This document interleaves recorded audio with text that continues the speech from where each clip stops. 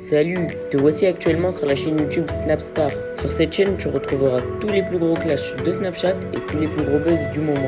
Surtout, n'hésite pas à t'abonner tout en activant la cloche des notifications pour ne rien rater du contenu exclusif de cette chaîne. Et oui, sur cette chaîne, tu retrouveras du contenu qui n'est disponible nulle part ailleurs. Sur ce, je te laisse avec la vidéo. Bon visionnage. J'espère que vous allez tous très bien et que vous êtes en train de passer une excellente journée. Comme vous avez pu le constater en regardant la miniature et le titre de cette vidéo, aujourd'hui nous allons principalement parler de Ash Coaching et de Marvin Tillières. Vous les connaissez certainement tous. Ash Coaching est un célèbre coach de fitness qui coach actuellement la GLC Family et Marvin Tillières c'est un ancien candidat de télé-réalité. Comme vous le savez, depuis quelques jours, Marvin ne fait que de s'en prendre à Ash Coaching parce qu'il trouve que c'est une petite merde. Dans cette vidéo, Ash Coaching répond à toutes les menaces de Marvin et il annonce qu'il va bientôt débarquer à Paris pour se battre avec lui. En effet, Ash Coaching ne comprend pas pourquoi Marvin insulte sa mère et il veut régler ça entre hommes. Je vous laisse sans plus attendre avec tous les clashs de Ash Coaching. N'oubliez pas de réagir dans l'espace commentaire et surtout restez bien jusqu'à la fin de cette vidéo.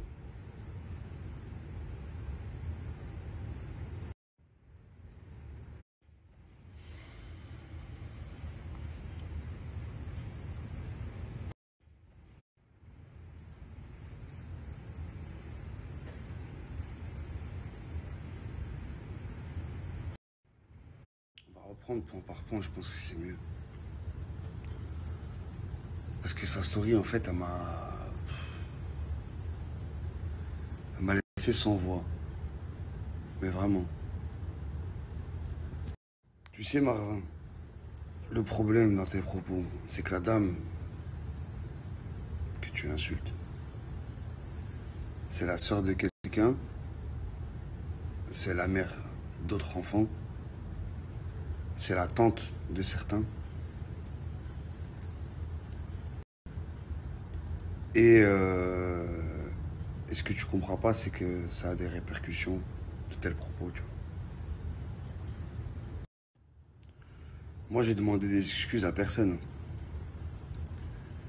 C'est ton entourage qui sont un peu plus sages. Certaines personnes que tu connais, que tu côtoies, qui ont un cerveau un peu plus développé que le tien. Et qui connaissent donc du coup les répercussions de telles paroles. Ils sont venus me voir pour essayer d'éteindre le feu, tu vois. Moi, j'ai rien demandé à personne. Parce que le problème, il est facile, il est entre toi et moi, tu vois. Donc il y a certaines personnes qui sont venues me voir. D'ailleurs, si vous voyez ces stories, je vous demanderai de plus jamais prendre. En tout cas, de plus essayer d'arrondir les angles au sujet de cet individu, cette vermine. Et que moi, je leur ai dit tout simplement qu'à partir du moment où il n'y a pas d'excuse publique, parce qu'il m'a insulté en public, il ne peut pas y avoir de calme. Voilà ce que j'ai dit et ce que j'ai toujours dit. Je suis jamais parti voir les gens pour demander des excuses de ta part. Tu vois, ils sont venus négocier un calme, tu vois, pour toi en plus. Donc, ça prouve déjà que tu as du respect pour personne, parce que même tes propres amis, tu les respectes pas. On parle de Dubaï avec des grossièretés. Dubaï, c'est un très très beau pays. Oui, il y a la sécurité qui règne, et c'est pour cela que moi, j'ai fait le sacrifice de quitter ma famille, ma fille, ma maman, en l'occurrence, pour venir me reposer, car j'ai eu une vie très agitée par le passé. Tu comprends? Et le prophète, il a dit, sallallahu alayhi wa sallam, il a dit, là où vous avez semé la fitna, quand vous faites tawba, quittez cet endroit-là. Moi, je suis venu ici parce qu'ici, je suis libre de pratiquer ma religion. Et les gens, d'ailleurs, d'autres religions sont libres de pratiquer leur religion comme ils le souhaitent. Et ici, je suis libre de pratiquer mon travail et de manger bien, etc. Le climat. Pour toutes ces raisons-là, j'ai décidé, pour toutes ces raisons-là, je disais de changer de pays. Donc un sacrifice qui m'est propre. Quand tu utilises de pareils propos, je peux que être en désaccord avec toi, car c'est toi-même qui viennent, des gens comme toi plutôt, qui viennent dans des pays très bien comme Dubaï, qui viennent foutre la zizanie et qui demandent de porter plainte. D'ailleurs, on avait mis le screen, donc arrête. Tu vois, en fait, ton problème, c'est que tu essaies de te valoriser en mentant sur les autres. Les gens, ils savent qui je suis, tu vois, il n'y a pas de... J'ai jamais porté plainte de ma vie, moi. Moi, jamais.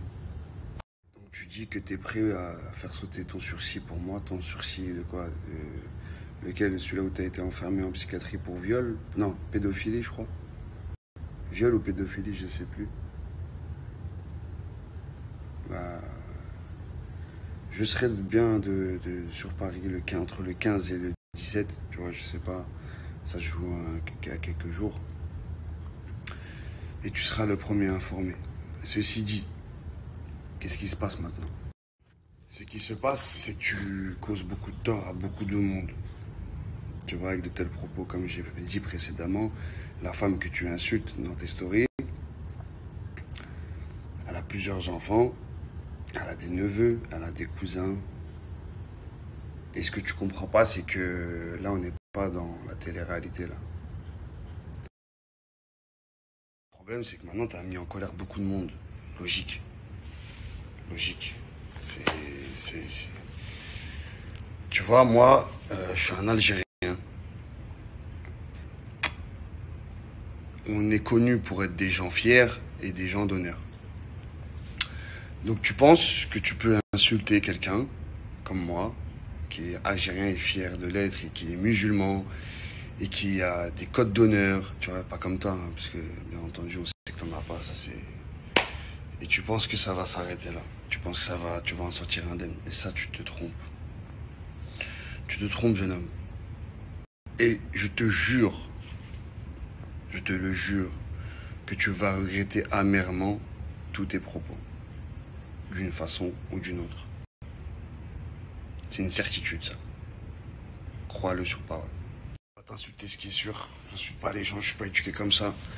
Moi, ma mère, elle m'a éduqué à la dure pour que je sois un homme fort et fier. Tu captes? Ce qui est bizarre, parce que toi, ton père, il t'a fait grandir à la Garenne, c'est un mec bien, c'est un mec sympathique, c'est un mec très droit. Je comprends pas pourquoi toi... Et voilà, Marvin, donc voilà, tout ça pour dire que parfois tu tiltes. À mon avis, c'est les substances qui te montent au cerveau et d'un coup, tu te sens pousser des hormones.